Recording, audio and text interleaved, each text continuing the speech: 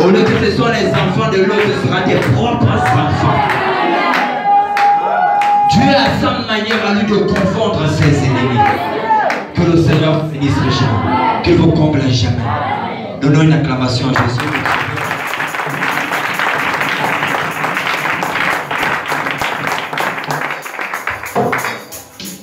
On ne maudit pas les enfants de Dieu. Que le Seigneur vous bénisse. Si tu maudis les enfants de Dieu, mais toi-même tu auras des problèmes avec Dieu. Amen. Toi-même tu auras des problèmes. Que le Seigneur vous bénisse richement. Qu'il vous comble à jamais. Donc après le combat, frère, c'est la victoire. Et la victoire, c'est pour les enfants de Dieu. La victoire, ce n'est pas pour les enfants du malin, mais c'est pour les enfants de Dieu. Et la victoire est à nous. Nous ne combattons pas pour la victoire, mais nous combattons étant déjà dans la victoire. La Bible dit, je ne te laisserai pas orphelin, je serai avec toi. Je t'ai connu dès le ventre de ta mère, je t'ai établi prophète. Alléluia. Dieu nous connaît nous tous autant que nous sommes. Il nous connaît. Que le Seigneur vous bénisse, qu'il vous comble à jamais. Alors la victoire est à nous. La Bible dit, celui qui vaincra, je le ferai asseoir sur mon trône. Comme moi, j'ai vaincu. Et je me suis assis sur le trône de mon Père. La victoire, frère, c'est pour les élus. Amen.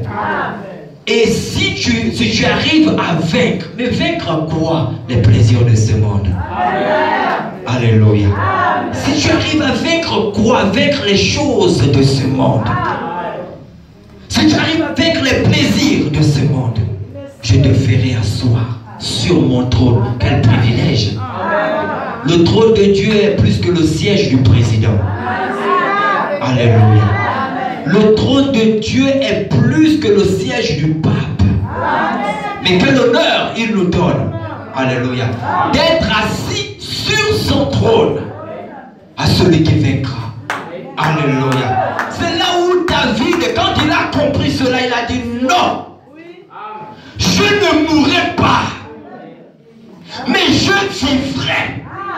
Et si je vis, je dois combattre. Si je dois combattre, je dois vaincre.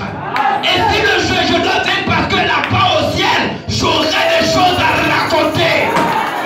J'aurai une histoire à raconter. Alléluia. David dit, je ne serai pas bouche bée au ciel. J'aurai des choses à dire. Alléluia. Si nous sommes sur cette terre, c'est pour un combat. Lorsque nous serons au ciel, nous aurons des choses à nous partager. Mais qu'est-ce que tu diras lorsque tu seras au ciel? Donne-moi un amen, je prêche. Lorsque tu seras au ciel, qu'est-ce que tu vas partager avec les autres? Pendant que Paul dira, j'étais dans les champs de mission, un serpent m'avait mordu, mais par la grâce de Dieu, je n'étais pas mort. Alléluia. Qu'est-ce que tu raconteras au ciel? Amen. La Bible dit, je ne mourrai pas. Je vivrai. Je raconterai les œuvres de l'Éternel. Alléluia. Frère, si je dois vivre, alléluia, je refuse de mourir par une mort précoce. Tant que Dieu n'a pas dit que je dois partir, je refuse de partir par le moyen de la sorcellerie. Oh, donne-moi la main, je prêche. Alléluia. Mais frère Kelly, pourquoi? Parce que j'ai un but à accomplir. Tant que le nombre des élus que Dieu a dit que je dois sceller n'est pas encore scellé, alors je me tiens comme Ézéchias. Et je dis au Seigneur, ne me prends pas aujourd'hui. Laisse-moi encore le temps de te servir.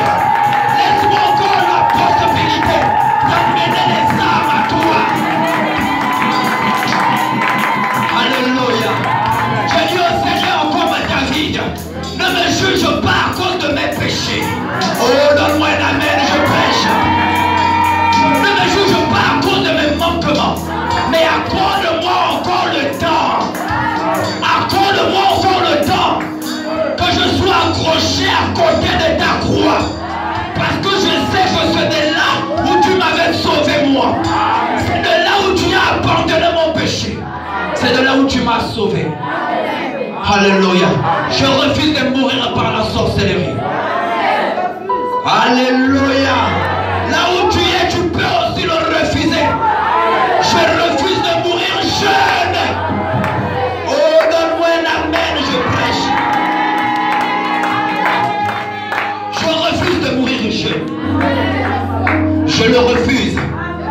Je refuse de mourir à 40 ans. Oh, donne-moi un amen, je prêche. Je refuse de mourir à 60 ans. La Bible déclare que Abraham est mort rassasié de ses jours. Alors moi aussi je dois être rassasié de mes jours. Tant que je ne suis pas encore rassasié, je déclare qu'aucun sorcier ne tirera ma vie. Aucun sorcier ne tirera mon âme. Tant que je ne suis pas encore rassasié. Même sur le lit de l'hôpital, j'aurai toujours la foi et la confiance que Dieu ne m'entraînera pas avant 40 ans. Je serai comme ce prophète. Avant qu'il n'ait vu Jésus, il avait l'assurance que même s'il était à 2 doigts de la mort, il n'allait pas mourir. Mais parce que Dieu l'avait promis que tu verras le fils de la promesse. Tant que ses yeux ne s'étaient pas encore posés sur lui, il n'allait pas mourir. Il refusait la mort.